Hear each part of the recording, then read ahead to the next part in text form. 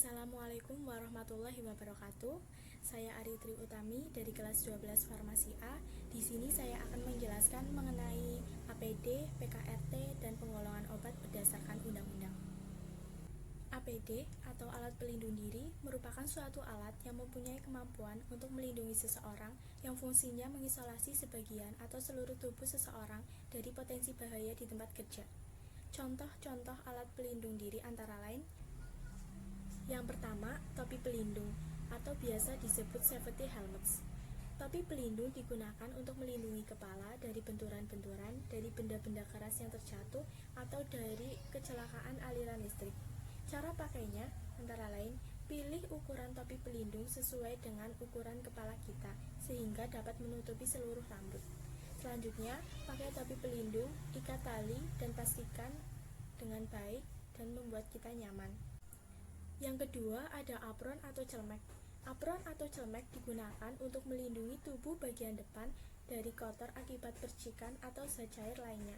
Cara penggunaannya antara lain, pastikan tangan dalam keadaan bersih dan kering, pegang apron pada bagian leher untuk membuka implantasi, kemudian masukkan tangan ke dalam bagian lengan. Yang terakhir, ikat tali leher dengan baik dan ikat tali pinggang dengan baik. Yang ketiga, ada sarung tangan. Sarung tangan digunakan untuk melindungi tangan dari zat cair yang berbahaya atau digunakan pada tindakan medis. Cara penggunaannya antara lain, pastikan tangan dalam keadaan bersih dan kering. Ambil sarung tangan yang pertama, pegang pada bagian pergelangannya. Gunakan sarung tangan yang pertama, kembungkan sarung tangan, tarik tangan sehingga jari-jari dapat masuk ke dalamnya. Ulangi untuk tangan lainnya. Yang keempat, ada masker. Masker digunakan untuk mengurangi paparan debu atau partikel-partikel yang lebih besar untuk masuk ke dalam saluran pernafasan. Cara penggunaannya antara lain, pastikan tangan dalam keadaan bersih dan kering, pakai masker untuk menutupi hidung dan mulut, pastikan tidak ada celah. Jika masker menggunakan tali, maka tali diikat terlebih dahulu dengan baik, sehingga tidak dapat mengganggu pada saat kita bekerja. Yang kelima, ada kacamata pelindung. Kacamata pelindung digunakan untuk melindungi area di sekitar mata dari debu atau zat cair yang dapat masuk ke dalam mata. Cara penggunaannya antara lain, pastikan tangan dalam keadaan bersih dan kering, kemudian pilih kacamata sesuai dengan ukuran kita, pakai kacamata, dan pastikan kaca tidak miring. Yang keenam, ada pelampung. Pelampung digunakan untuk melindungi pekerja yang bekerja di atas air atau di atas permukaan air untuk mengurangi bahaya tenggelam.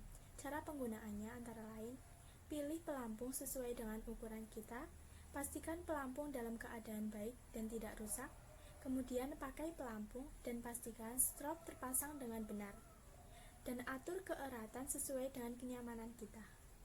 Yang ketujuh, ada sabuk pengaman atau biasa disebut safety belts. Digunakan untuk melindungi seseorang dari kemungkinan terjatuh dari ketinggian, misalnya pada pekerjaan memanjat, mendaki, atau konstruksi bangunan. Cara penggunaannya antara lain, pastikan sabuk pengaman dalam keadaan baik, tidak rusak, kemudian masukkan tangan ke dalam bagian lengan, kunci bagian depan sesuai dengan kenyamanan kita, kemudian ikatkan bagian bawah ke bagian badan dan atur keeratan seluruhnya sehingga tidak mengganggu ketika kita bekerja.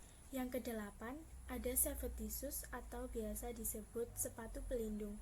Digunakan untuk melindungi kaki dari pecahan kaca, besi, atau serpihan lainnya. Cara penggunaannya antara lain, pilih sepatu sesuai dengan ukuran kaki kita, kemudian pakai sepatu, dan jika sepatu tersebut menggunakan tali, maka ikat tali dengan baik sehingga tidak mengganggu ketika kita sedang bekerja. Yang selanjutnya ada PKRT atau perbekalan kesehatan rumah tangga, merupakan alat, bahan, atau campuran bahan yang digunakan untuk pemeliharaan atau perawatan untuk manusia, pengendali kutu hewan peliharaan, rumah tangga, atau tempat-tempat umum. PKRT terdiri dari 3 kelas. Kelas pertama atau risiko rendah yang pada penggunaannya tidak dapat menimbulkan iritasi, korosif, atau karsinogenik. Sebelum beredar, PKRT ini harus mengisi formulir pendaftaran tanpa harus menyertakan hasil laboratorium. Contohnya seperti kapas digunakan untuk kecantikan dan membersihkan luka, tisu digunakan untuk mengeringkan tangan, membersihkan kotoran atau luka. Kelas kedua atau berisiko sedang. PKRT ini pada penggunaannya dapat menimbulkan iritasi atau korosif, tetapi tidak dapat menimbulkan karsinogenik. PKRT ini sebelum beredar harus mengisi formulir pendaftaran dan memenuhi persyaratan hasil laboratorium. Contohnya deterjen digunakan untuk membersihkan pakaian, alkohol untuk membersihkan luka. Kelas ketiga atau risiko tinggi. PKRT ini mengandung pestisida sehingga pada penggunaannya dapat menimbulkan karsinogenik. Sebelum beredar, PKRT ini harus mengisi formulir pendaftaran dan memenuhi persyaratan, serta melakukan pengujian laboratorium yang telah ditentukan dan telah disetujui langsung oleh Komisi Pestisida. Contohnya, anti nyamuk bakar digunakan untuk obat anti nyamuk dan repelan digunakan untuk pembersih kaca mobil. Yang selanjutnya ada penggolongan obat berdasarkan undang-undang. Yang pertama ada obat bebas. Obat bebas adalah obat yang dapat diperjualbelikan tanpa menggunakan resep dokter, yang dapat diperoleh di apotik, di toko obat, atau di warung, bisa juga di supermarket. Ditandai dengan lingkaran berwarna hijau yang bergaris tepi berwarna hitam. Contohnya seperti Panadol, Oskadon, Milanta, paracetamol, dan lainnya. Yang kedua ada obat bebas terbatas atau OBT, yaitu obat jenis obat keras yang pada penggunaannya mempunyai batasan tertentu baik kadar maupun jumlah. Obat ini dapat dibeli tanpa menggunakan resep dokter dan ditandai dengan lingkaran berwarna biru bergaris tepi berwarna hitam. Obat ini mempunyai peringatan 1-6.